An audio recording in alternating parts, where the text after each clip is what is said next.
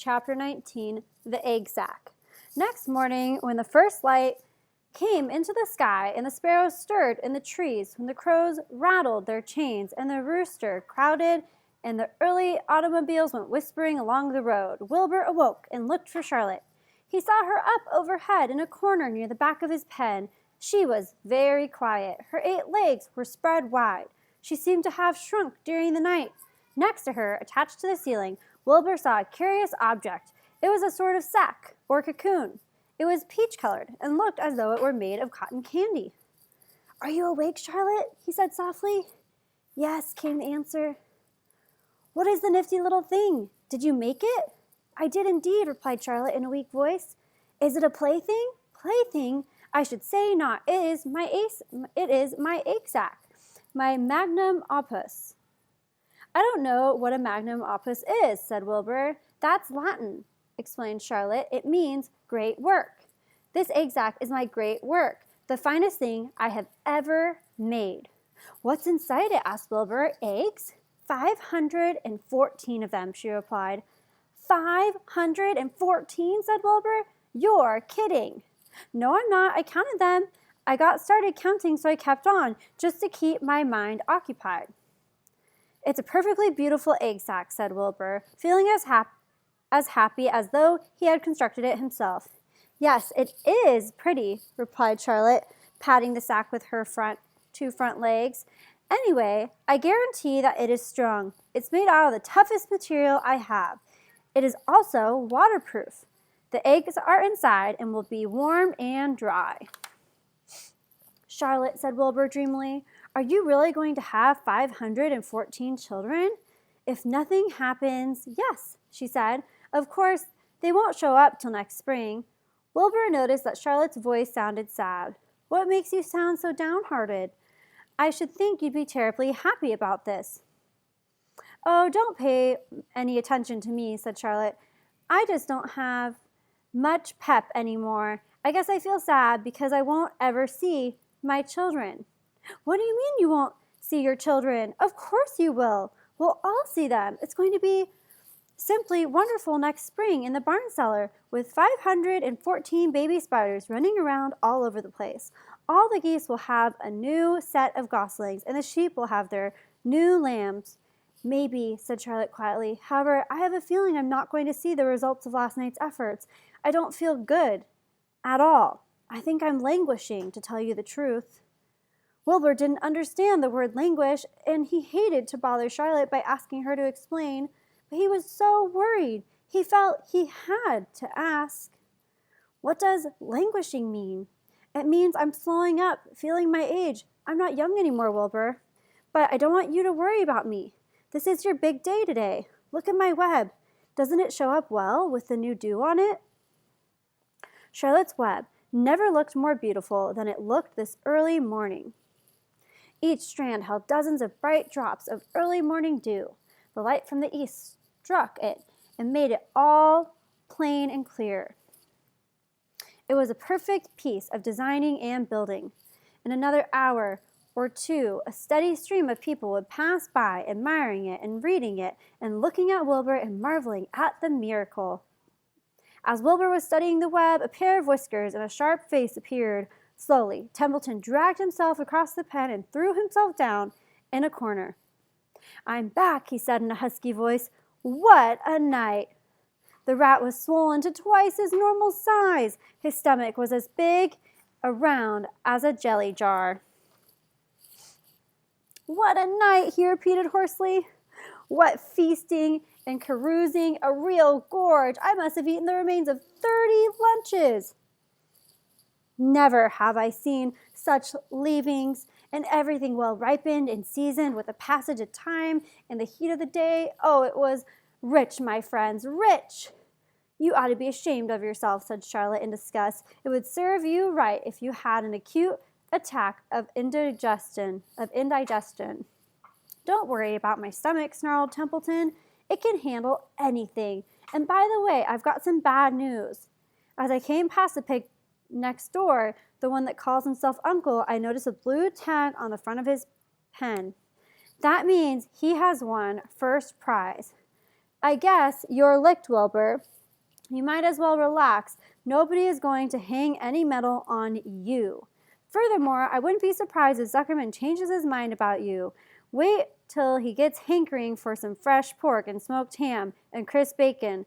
He'll take the knife to you, my boy. Be still, Templeton, said Charlotte. You're too stuffed and bloated to know what you're saying. Don't pay any attention to him, Wilbur. Wilbur tried not to think about what the rat had just said. He decided to change the subject. Templeton, said Wilbur, if you weren't so dopey, you would have noticed that Charlotte has made an egg sac. She is going to become a mother. For your information, there are 514 eggs in that peachy little sack. Is this true? Asked the rat, eyeing the sack suspiciously. Yes, it's true, sighed Charlotte. Congratulations, murmured Templeton. This has been a night. He closed his eyes, pulled some straw over himself, and dropped off into a deep sleep. Wilbur and Charlotte were glad to be rid of him for a while.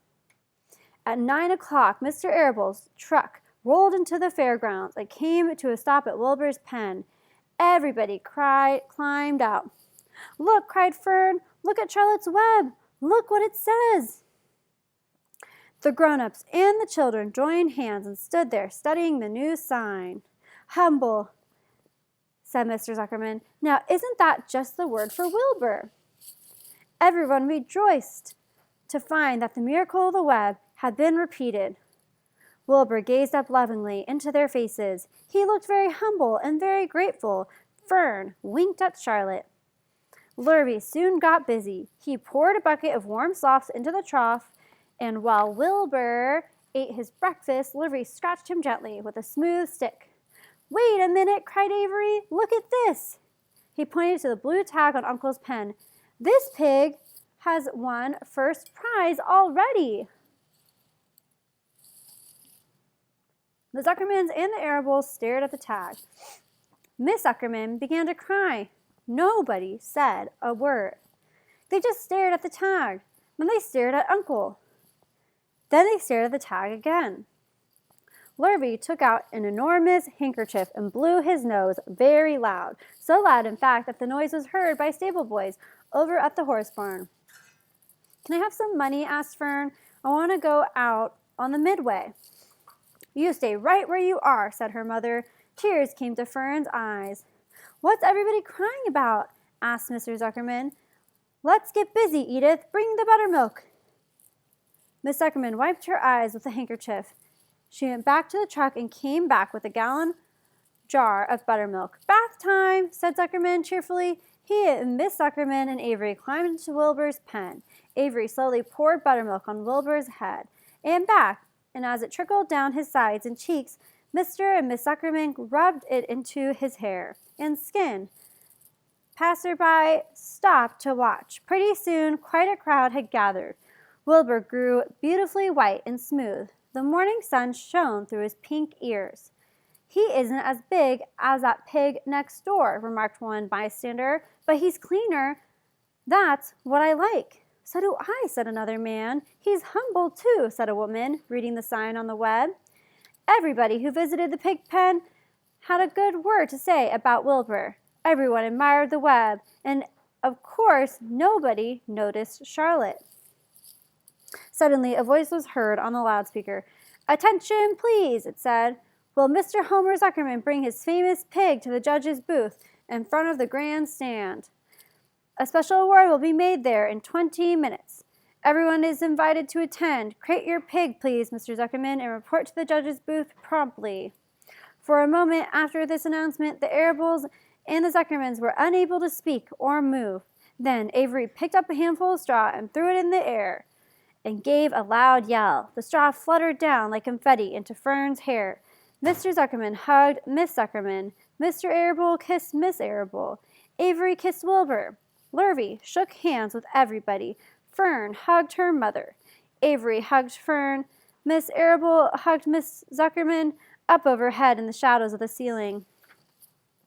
Charlotte crouched unseen, her front legs encircling her egg sac. Her heart was not beating as strongly as usual, and she felt weary and old, but she was sure at last that she had saved Wilbur's life. and she felt peaceful and contented. "We have no time to lose," shouted Mr. Zuckerman. "Lurvy, help with the crate." "Can I have some money?" asked Fern. "You wait," said Miss Arable. "Can't you see everybody is busy?" "Put that empty buttermilk jar into the truck," commanded Mr. Arable. Avery grabbed the jar and rushed to the truck. "Does my hair look all right?" asked Miss Zuckerman. "Looks fine," snapped Mr. Zuckerman, as he and Lurvy set the crate down in front of Wilbur. "You didn't even look at my hair," said Miss Zuckerman. "You're all right, Edith," said Miss Arable. "Just keep calm." Templeton, asleep in the straw, heard the commotion and awoke. He didn't know exactly what was going on, but when he saw the men shoving Wilbur into the crate, he made up his mind to go along. He watched his chance, and when no one was looking, he crept into the crate and buried himself in the straw at the bottom.